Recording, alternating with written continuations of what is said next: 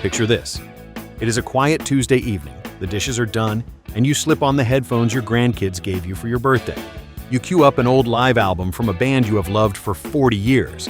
The first song starts, and something feels just a little bit off. On a dark desert highway, wind in my hair. The drums are still there, the fills are still in the right places, but the fire, that thing that used to lift you out of your chair, has gone soft. You rewind it once, then twice, and you realize the truth is gentler and sadder than you expected. The question is no longer whether your favorite drummer is still good. The question is, when exactly did they quietly stop being great? And why did nobody seem to say a word about it? I will be honest with you. Most of what you read about aging drummers online is either cruel or dishonest. One crowd insists every legend is finished the day they turn 60. The other crowd insists nobody ever slows down, ever, and you are imagining things. In my experience, both of those takes are nonsense. Tell me that you love me, baby. I wanna be your man. By the end of this video, you will know exactly which 10 old drummers, in my honest opinion, quietly stopped outperforming their younger selves, and why almost nobody wanted to say it out loud.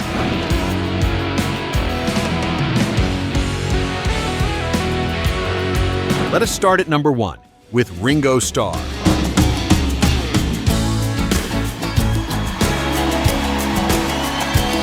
Now, I love Ringo. I will defend his feel and his song sense until the day I die. But somewhere in the last couple of decades, the snap in his backbeat softened into something more polite.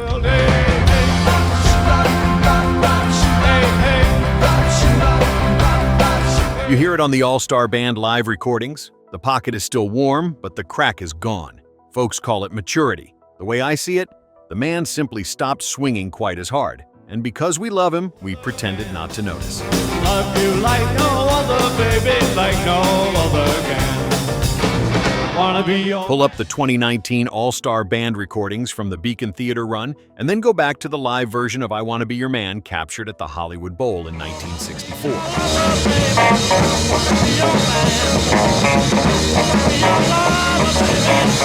The difference in attack is not subtle.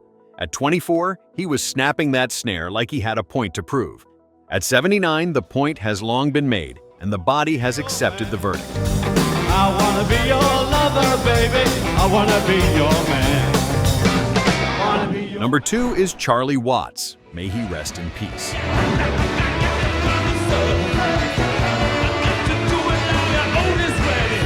In his final years on the road with the Stones, Charlie was still Charlie, all jazz wrists and dry elegance.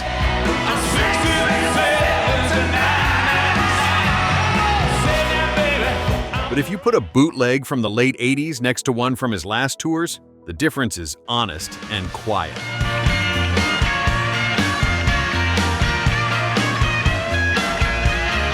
The shuffles dragged a hair. The accents landed a touch later. Nobody wanted to whisper a word against him because he was the soul of that band.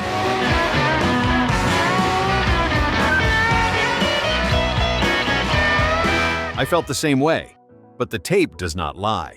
Compare the No Security tour recordings from 1999 to the footage from the No Filter tour in 2017 and 2018.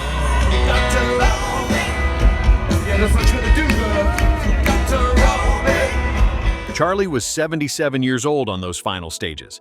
The elegance never left.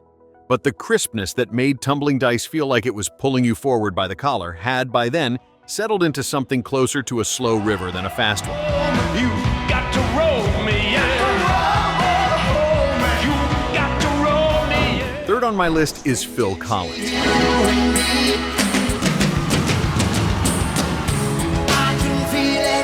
This one stings because Phil was a monster. The man could play prog, pop, and pure power in the same evening.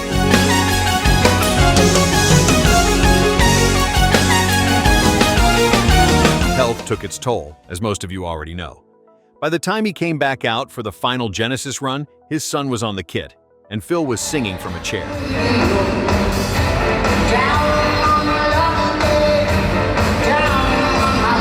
I'm not blaming him for 1 second.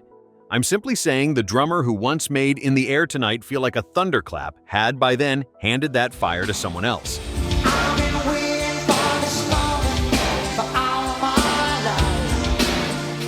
That song was recorded in 1981. Phil played every note of it himself, including that famous gated reverb fill, which he hit with a force that came from genuine anger.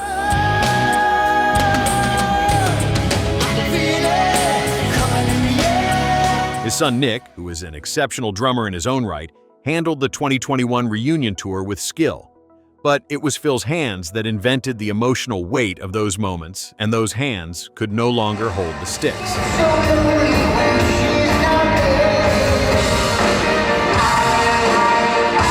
Number 4 is Don Henley. On the dark desert highway, wind in my hair. Folks forget Don is one of the great singing drummers in American rock. On the Eagles reunion tours, he sounded wonderful out front.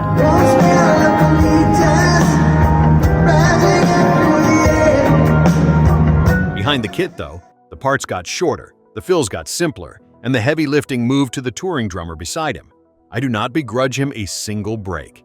But the man who drove Hotel California with that long, patient groove had, in my honest opinion, quietly stepped back years before anyone said so. Some dance to remember, some dance to forget. By the Hotel California tour, Don was sharing kit duties with session drummer Scott Crago in a way that made the transition nearly invisible to casual fans. Nearly invisible is not the same as gone, though, and longtime listeners felt the difference. You can check out anytime you like, but you can never leave. 5th, I have to mention Mick Fleetwood.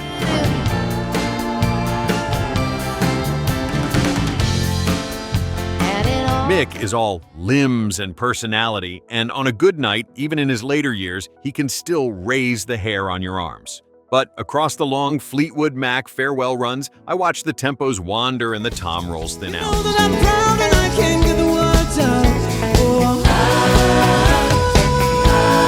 Bandmates covered for him with grace. Audiences cheered every fill. I cheered too. But the rolling oceanic feel of the Rumors years had softened into something more like a gentle tide.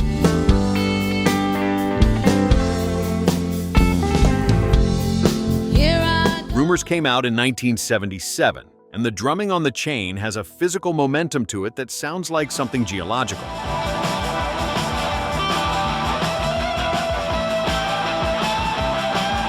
"40 years later, at the 2018 and 2019 shows that turned out to be the band's final dates, that momentum was still suggested but no longer fully delivered.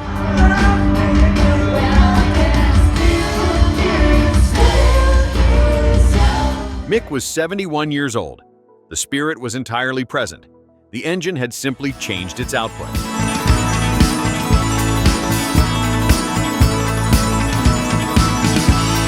Number 6 is Roger Taylor of Queen.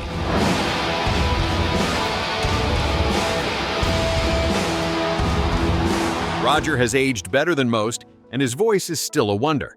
But the wild, snapping right hand that drove the early Queen records, the one that made Keep Yourself Alive sound like a runaway train,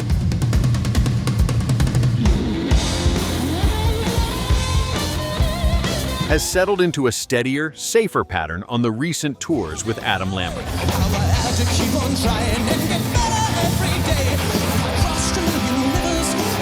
The shows are huge. The playing is solid.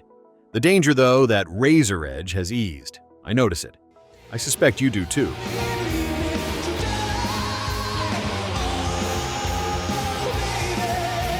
Seventh on the list is Alex Van Halen.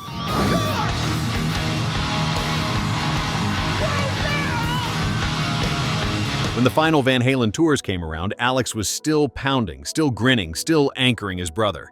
But the long, loose, jazz-tinged fills that made the early records sing had been simplified into something more direct.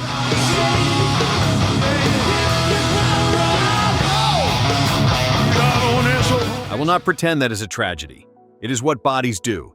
Yet the swing in his playing, the thing that separated him from every imitator, had quietly stepped to the back of the mix.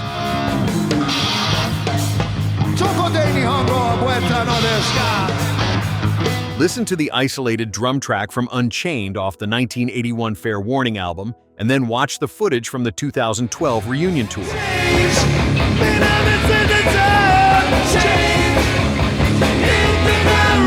The 2012, Alex is powerful and committed.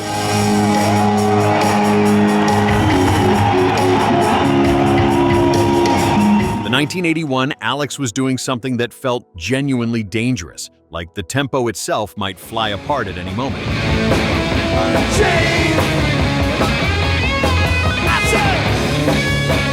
That tension is a young man's gift, and it is nearly impossible to manufacture once it is gone.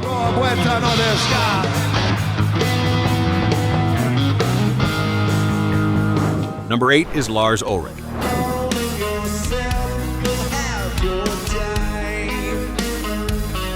Lars is a lightning rod. Some folks love him, some folks roll their eyes. I will tell you plainly what I think. In the early days, Lars had a wild, hungry attack that suited the music perfectly.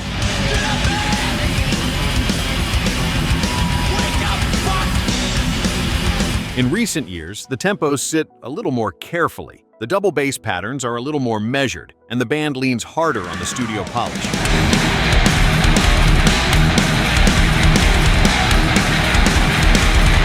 He's still a band leader and a businessman of rare skill, but the raw, dangerous edge has, in my view, gone gentle. The 1986 Master of Puppets sessions captured a drummer playing at the absolute limit of his ability, which is exactly the right place to be at 22.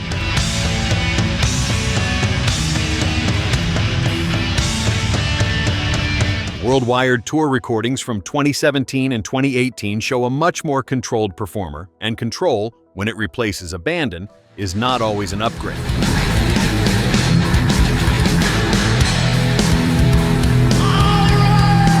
Number 9 is Stewart Copeland.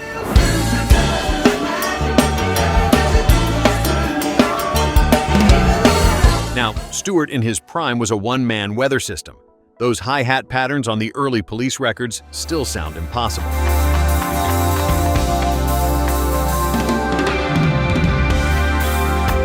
On the reunion tour years back, and in his orchestral and soundtrack work since, he is brilliant and adventurous. But the specific knife-edge reggae punk attack he had in his late 20s is not quite the same instrument it once was.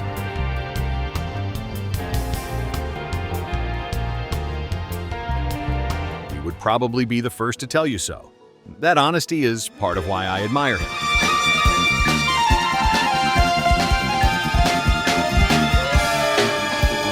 And the 10th name on my list is Neil Peart. And I want to handle this one carefully because Neil is no longer with us.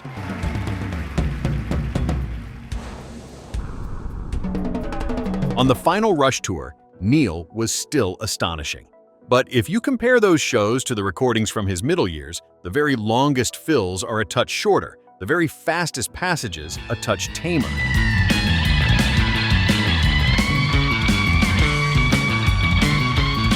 He knew it. He said as much in his own writing. He chose to walk away while he could still play with dignity. That, to me, is the most honorable form of slowing down there is.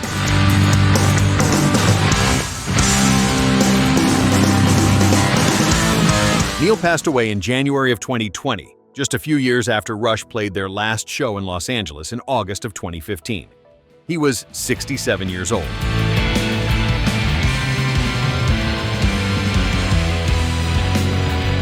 In his memoir, Traveling Music, and in interviews throughout that final decade, he spoke with unusual candor about the physical negotiation happening between his ambitions and his joints. That candor was itself a form of artistry.